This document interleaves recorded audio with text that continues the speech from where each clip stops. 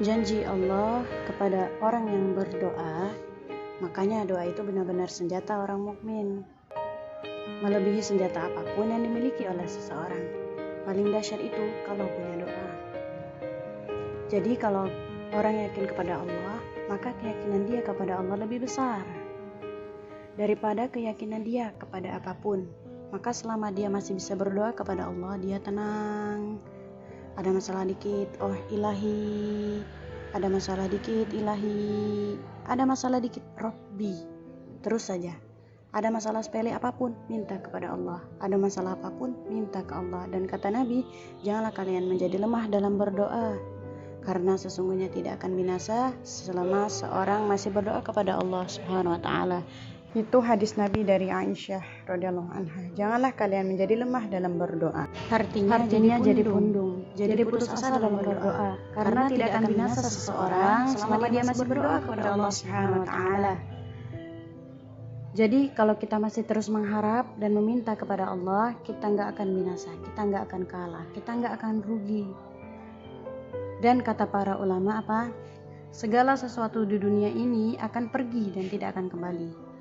Ini penting, bisa dicatat tuh teman-teman. Segala sesuatu di dunia ini akan pergi dan tidak akan kembali kecuali doa. Dia pergi dan dia pasti akan kembali. Segala sesuatu kalau sudah pergi dari di dunia ini, gak ada akan kembali lagi. Kalau pergi maksudnya pergi kepada Allah. Tapi kalau doa pergi kepada Allah, dia pasti akan balik kepada yang meminta. Satu-satunya yang pergi kepada Allah dan kembali di dunia ini hanyalah doa. Makanya ayat ini kalau kita kasih judul adalah janji Allah kepada hamba yang berdoa. Allah berjanji, apa kata Allah? Inni qarib, aku itu dekat, maksudnya gak mungkin aku gak dengar doa kalian. Begitu kita berdoa kita mikir, Allah dengar gak ya? Jangan-jangan doa saya kok belum diijabah, kayaknya Allah gak dengar deh yang kemarin, saya harus keraskan lagi suara saya. Enggak, inni qarib, arti inni qarib, aku dengar banget apa yang kamu ucapkan. Gak usah diucapkan, di dalam hati saja Allah sudah dengar. Siapa yang berdoa yang paling langsung diijabah Allah Subhanahu wa taala? Rasulullah.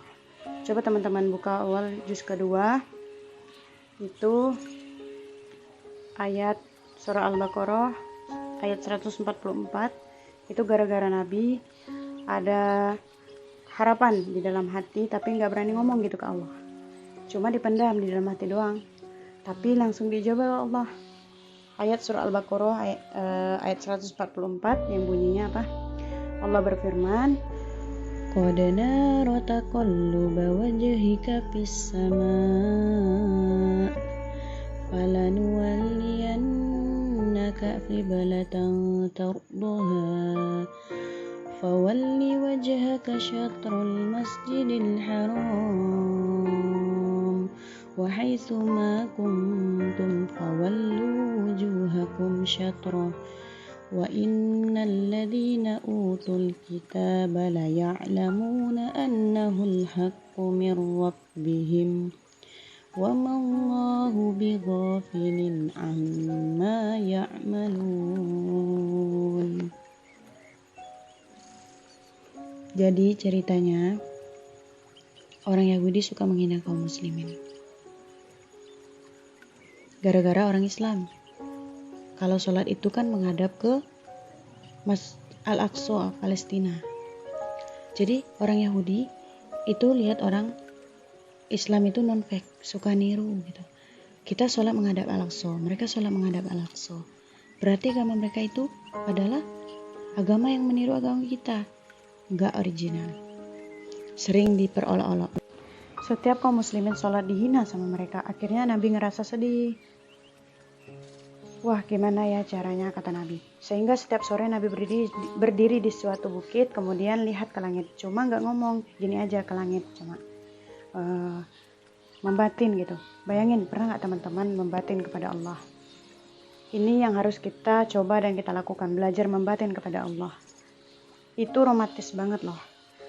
Jadi duduk sendiri, Allah ngomong gitu dalam hati apa gitu kan. Dan yakinlah, inni qarib, Allah itu dengerin. Jangan pikir saya ngomong sendiri kayak orang kurang waras. Enggak, Allah tuh mendengar. Jadi kita batin aja sama Allah. Ya Allah, Allah tuh lagi gini, ada masalah, ngomonglah dalam hati kita. Please ya Allah, please gitu gini.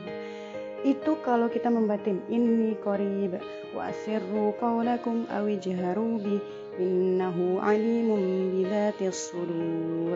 Jadi Nabi nggak enak mau ngomong, Allah tolong dong pindahin kiblat dari Masjidil Aqsa ke Masjidil Haram. Soalnya daripada dikata-katain mulu sama orang Yahudi. Mau ngomong gitu tuh enak sama Allah, malu Rasul kepada Allah. Masa kiblat aja mau minta dipindahin? Akhirnya Nabi cuma lihat ke langit aja tiap hari. Udah selesai pulang, besok lihat lagi ke langit. Turunlah ayat ini, sesungguhnya kami telah melihat bagaimana kamu selalu mengadahkan wajahmu ke langit, maka kami palingkan kiblat ke arah yang kamu sukai. Coba lihat, turun wahyu untuk merespon doa Nabi, bahkan belum diverbalkan, belum diucapkan dengan kata-kata, tapi Allah sudah merespon. Itulah teman-teman, jangan ragu dengan janji yang Allah sudah katakan di dalam firman-Nya. Jangan pernah kita lupakan janji-janji Allah yang sudah tertera di dalam kitab suci Al-Quran yang selalu kita bacakan dan selalu kita amalkan. Insya Allah berkah, insya Allah hidup kita menjadi tenang, damai, tentram, dan selalu ingat dengan janji-janji yang Allah tepati kepada kita semua.